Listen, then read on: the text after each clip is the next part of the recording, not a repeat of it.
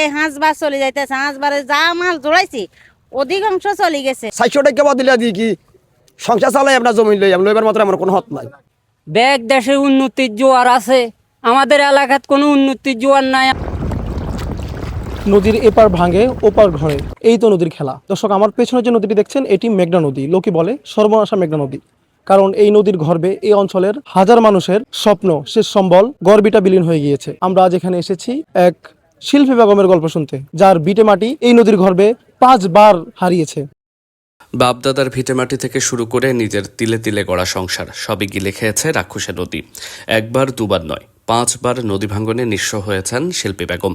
তবুও হার না মানা, প্রতিবারই নতুন করে বেঁচে থাকার স্বপ্ন বুনেছেন এই অদম্য নারী। লক্ষ্মীপুর সদর উপজেলার চর রমণীমোহন ইউনিয়নের বাসিন্দা শিল্পী বেগম। স্বামী আর 5 সন্তান নিয়েছিল তার ছোট্ট সুখের সংসার।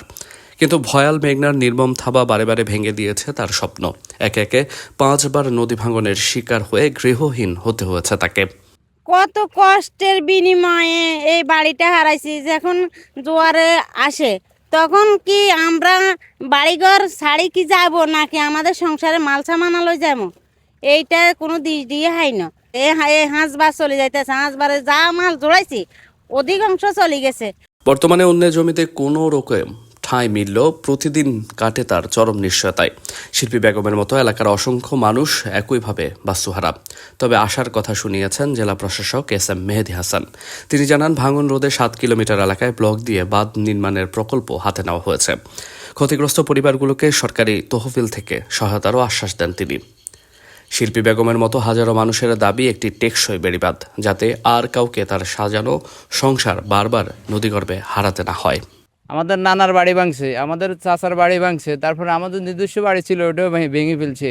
ব্যাগ দেশে উন্নতির জোয়ার আছে, আমাদের এলাকাত কোনো উন্নতির জোয়ার নাই। আমাদের এলাকাত কোনো সেসি ব্লক নাই, কোনো বেরিবান নাই, আমাদের এলাকা কিছু নাই। আমাদের এলাকাত কোনো মেম্বার নাই, চেয়ারম্যান নাই, কোনো MP মন্ত্রী নাই। নদী তো বাড়িঘর সব লই চলে গেছে, গড়টা সব লই চলে গেছে, কিছুই নাই, একবারে সর্বহারা। আসি ধরেন নাই সরকারি জায়গা বের খুলে থাই আর 400 টাকা বদলে দিয়ে কি সংসার চালাই আপনার জমি লইবার মতো আমার কোনো হত নাই। আমার এই বর্ষে 3 মাঙ্গা দিয়েছে, 3 মাঙ্গার পরবর্তীতে এখনই আমার এই বাড়ি, এটা এই অন্ত এই বাড়িটা দেখে এটা আমার বাড়ি। এখন আমি সর্বহারা, কোথায় কোথায় লোবো কিবা যাবো এমন কোনো ইয়া নেই। এখন নদীর এই ভাঙ্গার তলে এখন আসি। আমার ঘর ভাঙছে এই মেঘনা নদী।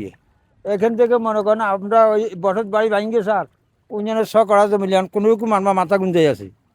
এখন আল্লাহর রহমতে যদি সরকার যদি এখান থেকে কোনো বেড়ে দেয়, আল্লাহর রহমতে আমাদের খুব উপকার হবে। এই গল্প শুধু এক শিল্পী বেগমের নয়, এই গল্প এই দুর্দশা এই অঞ্চলে বসবাসকারী হাজার হাজার পরিবারের। তাদের অপেক্ষা কবে নাগাদ এই সমস্যার সমাধান হবে, কবে নদীর পাড়ে বসবাসকারী মানুষজন শান্তিতে একটি রাত ঘুমাতে পারবে। রেদওয়ান হোসেন রিমন, লক্ষ্মীপুর।